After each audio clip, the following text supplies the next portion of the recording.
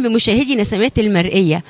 ومن داخل أرض المعارض معرض تكنولوجيا التكييف والتبريد، كان لنا هذه اللقاءات مع السادة الحضور.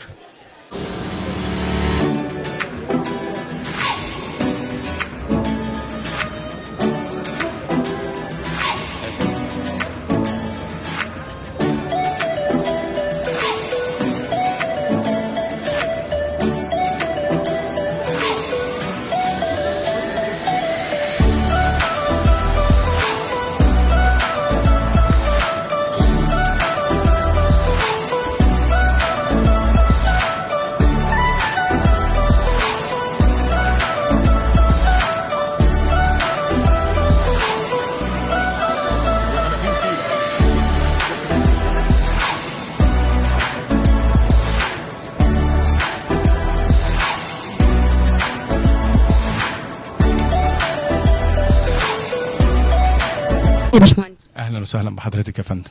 تعرف ناس بحضرتك؟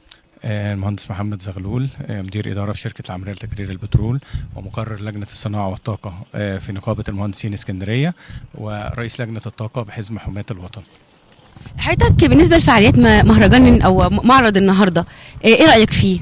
المعرض أكتر من ممتاز جدا عن طريق وزارة الكهرباء والطاقة. الحقيقة الدولة بتهتم بموضوع المعارض دوت، خصوصا ان احنا داخلين على منعطف تاريخي في موضوع ترشيد الطاقة، لان المعارض ديت بيكون فيها احدث التكنولوجيا عن طريق الشركات العالمية والشركات المصرية.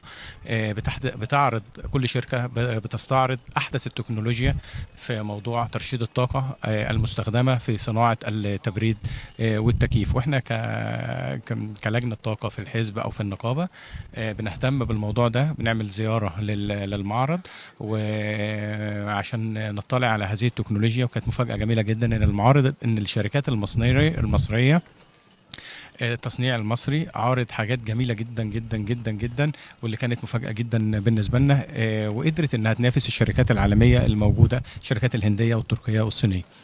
طب حضرتك شايف ان في هنقدر فعلا نعمل ترشيد في استخدام الطاقه بالنسبه للتكييف، وهل احنا داخلين على فصل الصيف؟ طبعا موضوع ترشيد الطاقة ده موضوع مهم جدا. الدولة برضو بتولي اهتمام بيه كبير جدا، وعن طريق انتشار التكنولوجيا اللي احنا شفناها هنا في المعرض هيحصل ترشيد كبير في الطاقة. إذا التكييفات الجديدة اللي موجودة انتشرت والناس ركبت منها، بيحصل ترشيد كبير